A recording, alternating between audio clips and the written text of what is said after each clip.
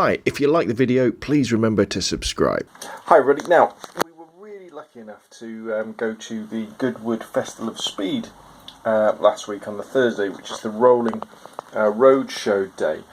And we had a fantastic time. But what I wanted to share with you before I share some of the photos that I took on that day was really kind of the kit that I took and the thinking that went behind it, because it's a whole day out, and I kind of wanted to use it to kind of kickstart my photography again, because I've been a little bit sort of burnt out recently and not doing that much photography, and it was going to be a day dedicated to photography, not video, just photography. Me and Oliver having it around, taking lots of pictures of cars, generally having a good time and enjoying it. So first off, obviously got the old billing and bag, nice and waterproof, great in sort of any conditions. And then of course we've got the basics of the 600D with the 18 to 55 and the 55 to 250, which actually, funnily enough, although you'd think when you're taking pictures of cars the longer lens wouldn't be that good, took some of the most interesting photos. And I would always recommend, when you're in the situation, put your long lens on and step back a bit, and then you can get the compression effects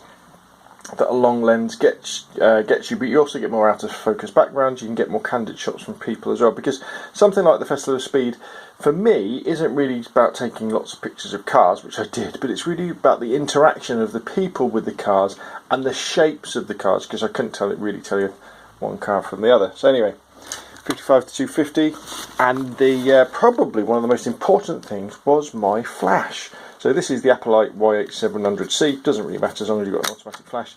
The idea behind this is that you mount your flash on your camera, even if it's a sunny day. It was a bit overcast at Goodwood on Thursday, but what it enables you to do is add a little bit of pop to your daytime photos, especially when you're taking pictures of nice shiny cars. Just lifting them that little bit with a little bit of fill flash can make a big difference. Now, if it's a sunny day and the cars are outside, you just be quite careful. You'd have to make sure you had a flash that could deal with high speed sync to deal with a higher shutter speed. But it was pretty overcast, so my camera most of the time was at 1/200th of a second, and this was just popping off. In some situations I had it firing directly, and if there was a canopy up above that was white, I was firing off. Sometimes I put the diffuser down, sometimes I had the bounce card going off. But a vital piece of kit, which you would think wouldn't be that necessary for outdoor photography, but always take it with you. Then we've got the nuts and bolts of the things to keep us going. My polarizer, but it wasn't a sunny day, so I didn't really use that, but I could have used it to reduce some of the flexions of some of the bodies. 3 spare batteries.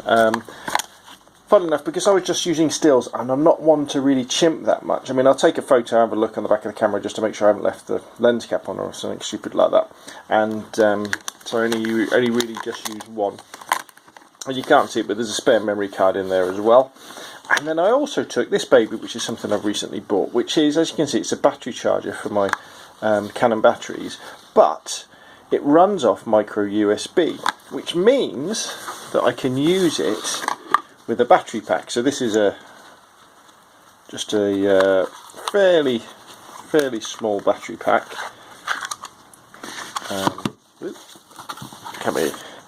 So as you can see, it's got a couple of USB ports on the front.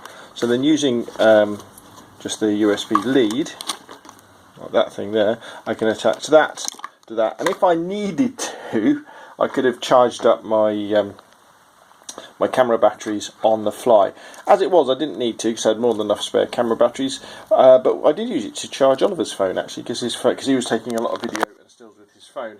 Phone's big screen, small batteries. I went flat that way. What else have we got in here?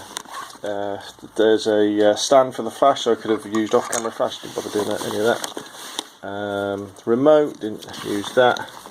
Oh, that's a spare battery from my SJ4000, which I didn't bother taking. And there's a little adapter, mainly because I wanted to concentrate on stills. Then in the front we've got, your normal things. We've got our lens cleaning gear just in there. We've got our puffer, and then what we've got here, well, that's the radio that you got given, and then we've got spare lens caps, body caps, that sort of stuff, elastic bands just in case. Okay, so there we go. That was my kit for going to the Moving Motor Show, Goodwood Festival of Speed 2016.